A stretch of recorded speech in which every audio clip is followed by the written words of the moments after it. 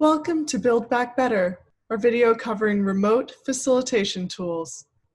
Before we get into the tools themselves, we want to take a step back and acknowledge that anytime we use a tool, it's really important to know exactly why we're using it, the exact role that, for example, a poll or a whiteboard wants to play in our convening, knowing exactly when that tool wants to come in during the course of our event, and also what exactly we're going to do with the information we get from that tool. Will it be folded into the conversation in real time, or is it something that will be shared out later? So with that in mind, really the tools we're going to look at fall into three main categories. The first is video and audio calling, how we gather in virtual spaces. Then polling and engagement, which are tools that we might look at to get an opinion from our participants or get a pulse check of where they are at any given moment. And then finally, brainstorming and whiteboards, ways that our participants can work together, either in real time or asynchronously around a challenge or other activity. And while some of these tools are going to be really well placed for using with your cohorts or with your participants, some of these are tools that are actually also going to be useful to you and your team as you're doing the work of planning the program, mapping out your curricula, and looking at the structure over time. So there are a few concrete tools that we're going to be walking through today. The first are a couple of different virtual whiteboards, including Mural and Miro, as well as polling and engagement. It is worth noting that Zoom does offer a whiteboard feature. However, there are some pretty significant structural limitations to this tool. The first is that it can only be used by one person on the call at a time, who is then screen sharing their whiteboard to everyone else. A second limitation is it doesn't have any kind of sticky note or movable object functionality. And what this means is while you can draw lines, you can type text, and you can put in what they call stamps, like little hearts or stars or X's, it doesn't have nearly the same versatility from a facilitation perspective as tools like Miro and Miro. And then on the polling and engagement side, we'll be looking at Slido and Kahoot. So let's start with Slido. Slido is an incredibly robust tool. It is really designed for large scale events, but we have found it to be very successful, even for smaller, 20-person or so cohorts for accelerator programs. Slido primarily has a question and answer feature. Folks can vote up questions, so you can really get a sense of what is most popular. We have found this to be useful when looking at which questions to raise to the top for any kind of like live panel or an expert who's joining a conversation with a cohort. They also offer a few other polls and features that you can use along the way to pulse check how people are doing with the information, or to understand where they're still feeling weaknesses in their development. It does enable you to screen share very nicely, like it has a lot of presentation aspects. It's also very mobile friendly, which makes it a really diverse and easily accessible tool. Anything else you'd like to add? No, except to say that Slido, of all of the tools that are kind of this category, of which there are many, Slido is probably my favorite of them, just in terms of usability and, like you were saying, the robustness of the platform. Yeah. So then we have Kahoot, and we know that some folks from the Build Back Better cohort are currently using Kahoot with their cohorts. This is definitely for more of the fun and engagement side. Michael, I think you've had more experience with this than I have so far. Would you like to share about that? Kahoot is fantastic for gamifying gatherings, for injecting a little bit of energy. So you can do quizzes, multiple choice, things like this in order to boost the engagement of a cohort, particularly if you're doing something that's very information intensive. Breaking it up with a Kahoot quiz not only makes it fun for your participants, it also gives you a chance of how they're retaining and or processing information in real time. Like Slido, it's very mobile friendly, so it's really easy for people to access it on their phone. So it again creates a sense of co-participation and fun in a way that I find really unique and interesting.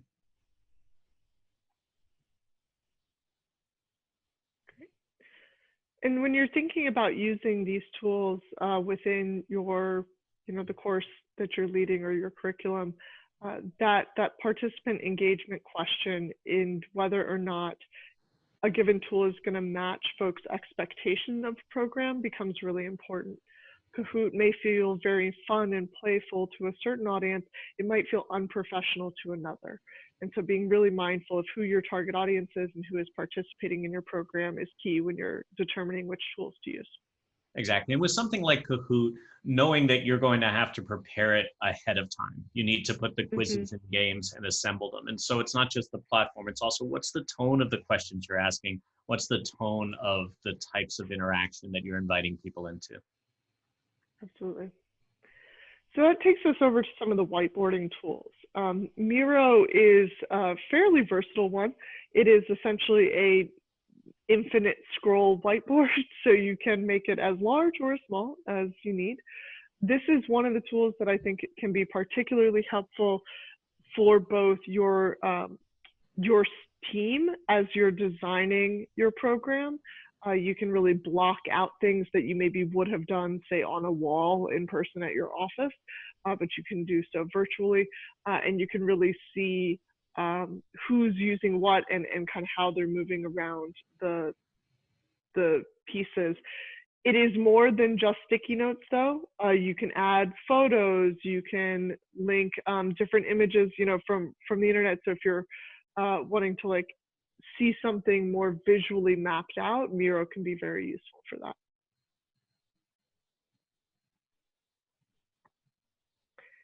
And its close cousin here is Mural, which has a lot of the same functionality and is typically a very useful tool for both asynchronous work as well as work that you're doing while you're on the call together. And so this kind of little video that they show on their homepage is a nice way to see how easily people can move different things around and indicate their interests, preferences, organizing data, that sort of thing.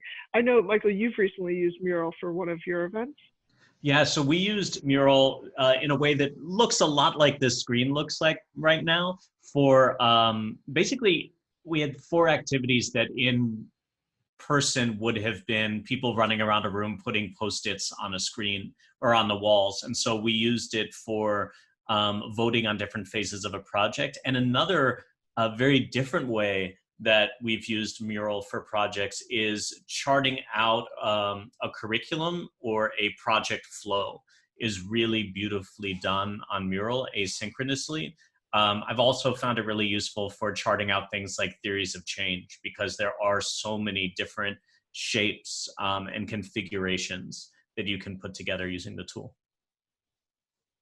And that is one of the benefits I've seen of Mural is they have a lot of these pre-designed canvases that actually imply different activities that you can do with your participants or with your team. And so you're not always just dealing with a totally blank canvas to build off of. And that can be really helpful if there's specific activities you're trying to foster with your group. Mm-hmm. We've used this with our accelerator program recently for an asynchronous build. We set up a board asking people to share the physical, emotional, and intellectual support tools that they find as part of our Thriving Founders program. And so folks learned about it during the call, and then in the week in between, they filled out the board and filled out individual Post-its. And then following that, we summarized that into essentially a resource handout. And so thinking about that pre-preparation, so you're not springing a tool on a group that they've never seen before without any context. What are you doing during your time with them? And then how are you using that information afterwards? That arc can become really important.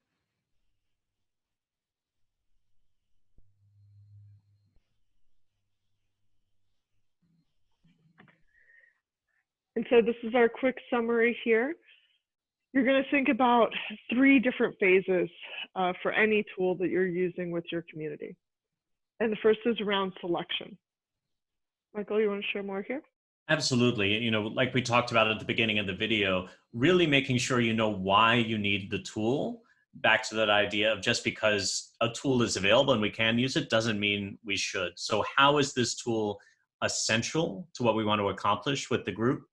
And then once we have answered that, we really want to make sure it's accessible for the audience. Not just do they know how to use it, but with bandwidth considerations, will they be able to use it? And then for something like Mural, if you have more than 30 people who will be using it at the same time, making sure that the tool can has enough bandwidth within it to accommodate that level of participation. I know from experience that Mural actually breaks down at about 35 people. It starts to get a little bit glitchy.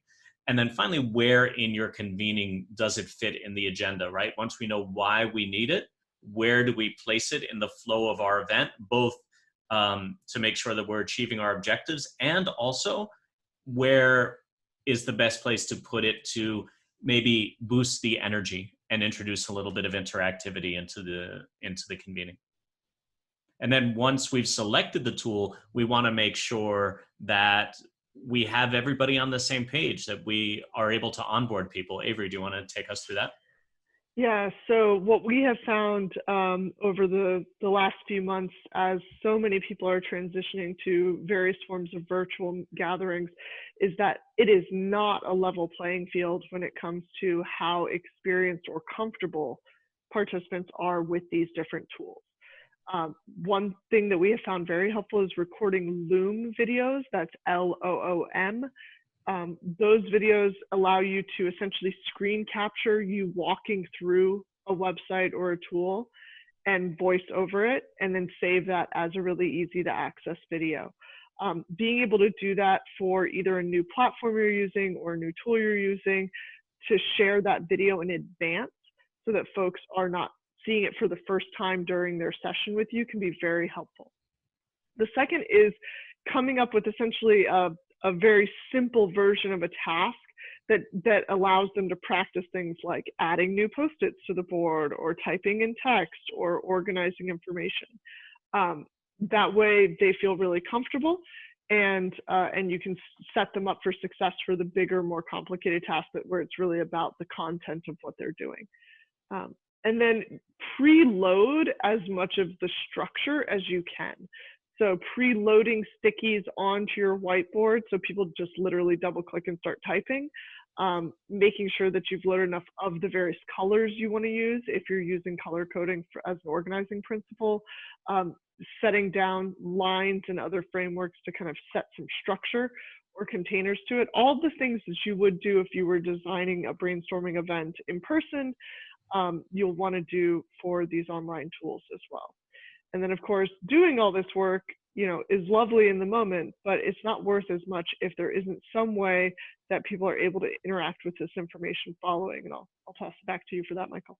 Yeah, so that idea of capturing the information goes back to knowing exactly why we need the tool and what we're going to do with it. So once you've interacted with it, whether it's a Slido or a Mural or other whiteboard tool, how are we going to capture that information? How do we save it? So if you think of it, the real world analog of this would be people put all their Post-its on the wall, and then before you have a chance to capture any of that information, you leave the room for 20 minutes, you come back and someone has taken them all down, right? So all of that work has been for naught. We want to make sure that we're always saving what they work on, either through screenshots or perhaps synthesizing those key findings into a document that can be shared out. If you are doing something with whiteboards and sticky notes, then something like a screenshot is a really powerful way to capture that visually, as opposed to simply porting it into a bullet list Google Doc. So thinking about the format of that synthesis, in addition to just capturing the information, is really important.